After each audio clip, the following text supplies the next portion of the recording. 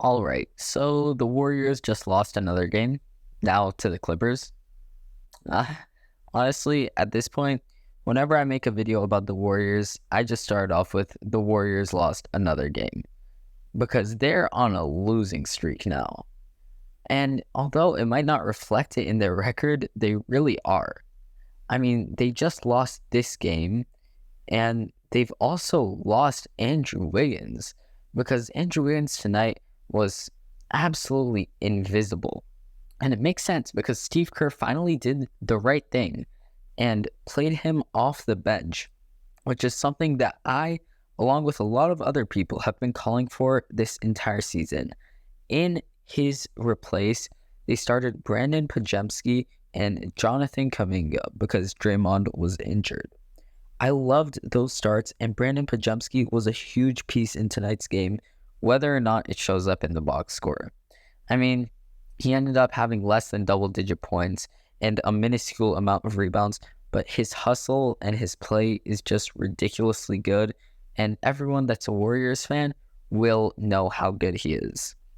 Now, the other loss that the Warriors have experienced is the one that happened against the Suns. And against the Suns, there were actually multiple losses. There was an actual loss. And of course, there was the loss of Draymond Green, who's probably going to be out for a month because he just got suspended after, well, yeah, guys, we know what happened. He punched Yusuf Nurkic in the face. I don't think he should have been suspended for this, just ejected and fined a lot, but it does make sense. The NBA doesn't want this to be the face of their league, and honestly, I can't blame them for that. Tonight, Steph Curry once again had a bad night. He only had 17 points on really inefficient shooting, but the story of the game was Klay Thompson versus James Harden because they just went back and forth. Klay hit 8 threes this game and racked up a total of 30 points, which is really, really good.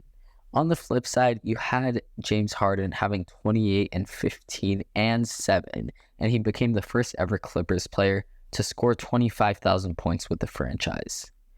Meanwhile, for the Warriors, you also had a few other contributors, but no one played nearly as well as Klay Thompson. Kuminga had 15 points, which is a pretty common occurrence at this point. Chris Paul had 12 points and 3 assists, which is a bit demotivating, but he really did play well this game, and you can tell. However, he does tend to give up towards the end of games, which makes you question whether Steve Kerr should keep putting him in like he did tonight. Brandon Pajemski was visibly frustrated on the bench when he got put out for Chris Paul. And I think that keeping Pajemski happy is one of our top priorities right now. Yeah, he had 4 points. He played a lot better than 4 points. I mean, he played the most minutes out of anyone for this team tonight, which really just shows how good he was. Because let's just say if he wasn't playing well, Steve Kerr would have taken him out.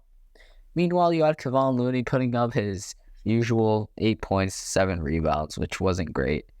But let's dive into the deeper stuff in this game, because Klay shot 90% true shooting, which is pretty ridiculous in case you guys don't know. He hit 8 from 12 from the arc, which is just 66%. Absolutely ridiculous. Kevon Looney has just been playing really bad this year, but oh well, what can you expect? It's literally Kevon Looney. No shade to him. He's been a pivotal part of this franchise, but still, not good. Meanwhile, Steph Curry just, I don't know. He just hasn't been good in the fourth quarter this season. I mean, you have all those memes. Steph, where are you going? The fourth quarter is about to start. Sadly, this is kind of accurate, guys. It's sadly accurate. I mean, I don't think that it's Looney's fault that he's been playing bad. I mean, he had that big injury back in college, and he was never able to get to the same level since then. But right now is really, really bad. Pods is just making some great plays, and Harden cooked us tonight. We had literally nothing to do. CP3 has to hunt mid-range shots more often because that's where his spot is, and he just it just doesn't go for them, you know? The Warriors are basically the only team in the league that's obsessed with playing players out of position. I mean, Andrew Wiggins, not a power forward. Dario Saric is not a center. And 40-year-old CP3 and Curry will never be able to get stops. I just said that I was proud of Steve Kerr for this game, but I might just be changing that view. Because there's so much better that he could have done. It's honestly just kind of disappointing.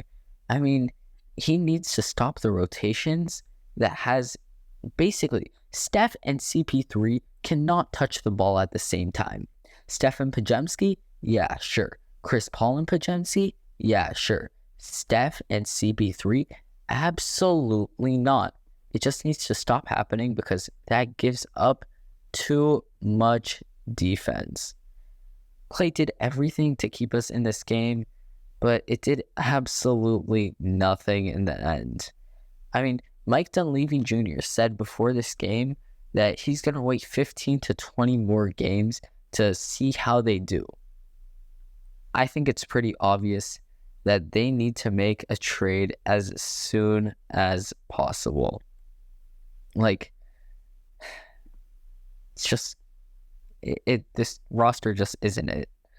I wish I had more to say, but honestly, that's about it. Like, the roster is just not good. I don't really know why. Maybe it's because of age. Maybe the guys have just given up. Maybe they're just done with this. Draymond was absolutely horrible even before getting ejected. And having Draymond gone, honestly, I don't hate it. The Warriors desperately need to get rid of him, but no one will trade for him, which makes it a bit of a problem. Now, I'm just going to wrap this video up with a quick reflection from the start of the season to what's happening now. Because at the start of the season, the Warriors went 5-1. And yes, there were very, very close games in that time period. I mean, they had 2 games that they won off of buzzer beaters. But I still had faith in them. After that 5-1 start, they lost a game, won a game. Then they lost 6 games in a row. And ever since that, the footing just hasn't been the same. Because they've been 50-50 through the last 5 games. But then, after that, in the last 3, which is against the Clippers, Suns, and the Thunder, which, don't get me wrong, they're good teams, but they're just not great. They've lost 3 in a row. So the Warriors need to do something desperately, or the dynasty is over. I'll see you guys in the next one. Like if you enjoyed.